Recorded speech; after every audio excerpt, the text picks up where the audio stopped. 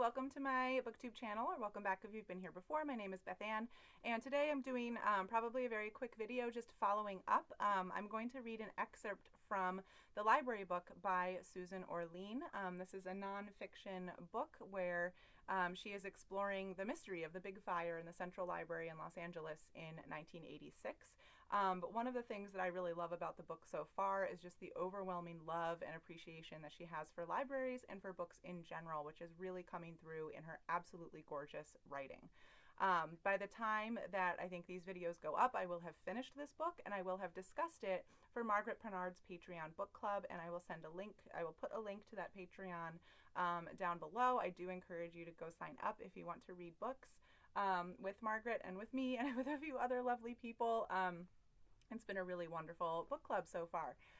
Okay, so all that said, you can go see part one, where I read a sort of longer excerpt that was just about the Central Library in Los Angeles and sort of setting the stage for what a day in the library looks like. And now I just want to read a short passage. This is really just one page and then the other side of the physical page, if that makes sense. So it's short, and this is her building up her personal connection, which stems from nostalgia and childhood, her personal connection with libraries and with books, but particularly with libraries. So let's get into it. So this is page 7. I grew up in libraries, or at least it feels that way. I was raised in the suburbs of Cleveland, just a few blocks from the brick-faced Bertram Woods branch of the Shaker Heights Public Library System. Throughout my childhood, starting when I was very young, I went there several times a week with my mother. On those visits, my mother and I walked in together, but as soon as we passed through the door, we split up and each headed to our favorite section. The library might have been the first place I was ever given autonomy. Even when I was maybe 4 or 5 years old, I was allowed to head off on my own. Then, after a while, my mother and I reunited at the checkout counter with our finds. Together we waited as the librarian at the counter pulled out the date card and stamped it with the checkout machine, that giant fist thumping the card with a loud chunk-chunk, printing a crooked due date underneath a score of previous crooked due dates that belonged to other people, other times. Our visits to the library were never long enough for me. The place was so bountiful. I loved wandering around the bookshelves, scanning the spines until something happened to catch my eye. Those visits were dreamy, frictionless interludes that promised I would leave richer than I arrived. It wasn't like going to a store with my mom, which guaranteed a tug of war between what I wanted and what my mother was willing to buy me.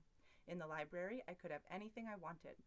After we checked out, I loved being in the car and having all the books we'd gotten stacked on my lap, pressing me under their solid, warm weight, their mylar covers sticking a bit to my thighs. It was such a thrill leaving a place with things you hadn't paid for, such a thrill anticipating the new books we would read. On the ride home, my mom and I talked about the order in which we were going to read our books and how long until they had to be returned, a solemn conversation in which we decided how to pace ourselves through this charmed, evanescent period of grace until the books were due. We both thought all of the librarians at the Bertram Woods Branch Library were beautiful. For a few minutes we would discuss their beauty. My mother then always mentioned that if she could have chosen any profession at all, she would have chosen to be a librarian, and the car would grow silent for a moment as we both considered what an amazing thing that would have been. When I was older, I usually walked to the library by myself, lugging back as many books as I could carry. Occasionally I did go with my mother, and the trip would be as enchanted as it was when I was small. Even when I was in my last year of high school and could drive myself to the library, my mother and I still went together now and then, and the trip unfolded exactly as it did when I was a child, with all the same beats and pauses and comments and reveries, the same perfect, pensive rhythm we followed so many times before. When I miss my mother these days, now that she is gone, I like to picture us in the car together, going for one more magnificent trip to Bertram Woods. So I thought that was really lovely. And it also just really spoke to my own childhood memories of how special it was to go to the library with my mom and my little brother. And that is the feeling that I'm trying to recapture with my own daughter, who's 4 years old.